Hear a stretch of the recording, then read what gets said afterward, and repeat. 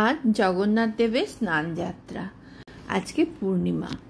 তো আমি এবারে পুরীতে যখন গিয়েছিলাম গত বছর অক্টোবরে, তখন জগন্নাথ দেবকে নিয়ে আসি আমার সাথে পুরী থেকে।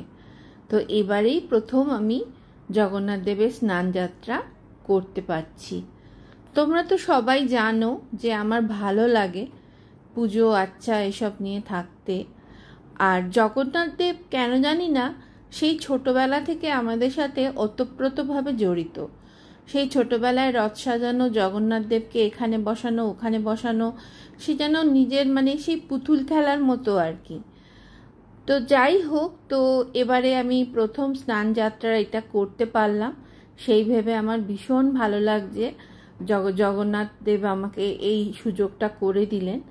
তো আমি বেশি কিছু করিনি, দেখো আমি মন্ত্রতন্ত্র অত বেশি কিচ্ছু জানি না। আমি শুধু জানি ভক্তি ভরে জগন্নাথ দেবকে ডাকতে। আমার মনে হয় এর থেকে বেশি আর কিছুর প্রয়োজন নেই।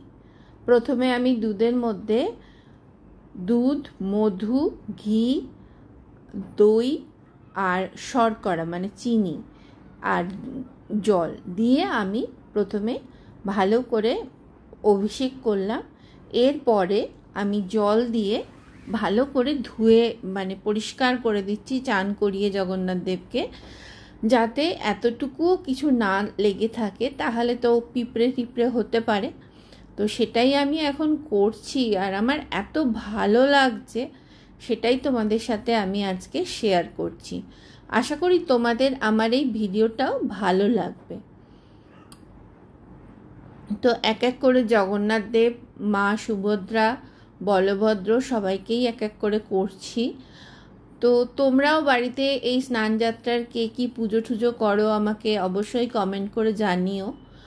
তো আমি বেশ কয়েকবার ফিল করেছি যে অনেকে পুরীতে গেছি যখন জগন্নাথ দেব এনে দিয়েছি তারা জগন্নাথের স্নান যাত্রা করেছে, আমাকে ছবি পাঠিয়েছে, সেই সব দেখেই হয়তো আমার ভীষণ একটা ভেতরে ইচ্ছা ছিল। তো জগন্নাথ দেব এবছর সেটা আমাকে দিয়ে করিয়ে নিলেন। তো সেই জন্য আমি সত্যি আমার এত ভালো লাগছে, আমি ভীষণভাবে আনন্দিত। আর সেটাই তোমরা তো জানো, আমার একটু আনন্দ হলে বা দুঃখ হলে আমি তোমাদের সাথে সেটা শেয়ার করে নিই। তো ভালোভাবে স্নান টান করিয়ে এবার জগন্নাথ, সুভদ্রা, বলভদ্রর সাজুগুজু চলছে। তো আমার খুব বেশি আড়ম্বরের দরকার হয় না, আমার মনে হয় যে ভক্তি ভরে করলে পরেই সেটা সব থেকে বেশি ভালো হয়। দেখো সুন্দর করে আমি সাজিয়ে দিচ্ছি। এবছর একটু রথেরও ইচ্ছা আছে, রথে করে সেই ছোটবেলার মতো আবার রথ টানার।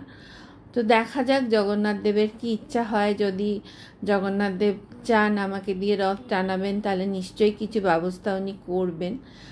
তো আজকে আমার কিন্তু গাছেরই শুধু ফুল, কারণ কালকে কি হয়েছিল, কালকে সৌগতকে যে ফুলের কথা বলবো সেটা আর আমার মনে ছিল না, এবং যখন লাস্ট মোমেন্টে মনে পড়লো ফোন করলাম তখনও অনেকটা এগিয়ে এসছে।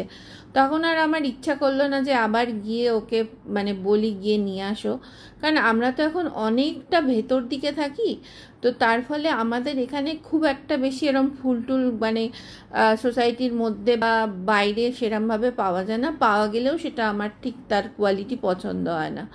তো সেই জন্য আমি আমার গাছের কামিনী, টগর, বেলফুল, জবা ফুল এই দিয়েই কিন্তু আজকে পুজো করেছি।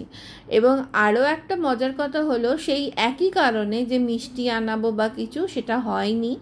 তো তা গত কাল আর কি, আমাদের এখানেই আমার একজন থাকে বন্ধু, ছোট বোনই বলা যায়, ওর দেশের বাড়ি থেকে আম এনেছিল, তো আমাকেও সেই আম দিয়ে গিয়েছিল। তো সেই আম দিয়েই, সুন্দর ল্যাংড়া আম দিয়ে আমি জগন্নাথ দেবকে প্রসাদ হিসেবে দিলাম। তো আমার মনে হয় জগন্নাথ দেব এটা খুব সুন্দরভাবে হয়তো প্রসাদটা নিলেন, কারণ এর মধ্যেও কোনো আড়ম্বরতা ছিল না, যা ঘরে আছে সেই দিয়ে কিন্তু পুজো করলাম। তো তোমাদের সাথে শেয়ার করলাম। আর তোমাদের কিরম লাগলো আমাকে কমেন্ট করে অবশ্যই জানিও। আর তোমরা স্নান যাত্রায় কে কী পুজো করো, অনেকেই হয়তো বাড়িতে সিন্নি দাও জানি পূর্ণিমা, তো কি করো সেটা আমাকে কমেন্ট করে জানিও, আর আমার ভিডিওটা দেখতে তোমাদের কেমন লাগলো সেটাও জানাতে ভুলো না কিন্তু। আজ তাহলে এখানেই শেষ করি ভিডিওটা। সবাই ভালো থেকো, সুস্থ থেকো, আবার খুব তাড়াতাড়ি দেখা হবে। জয় জগন্নাথ।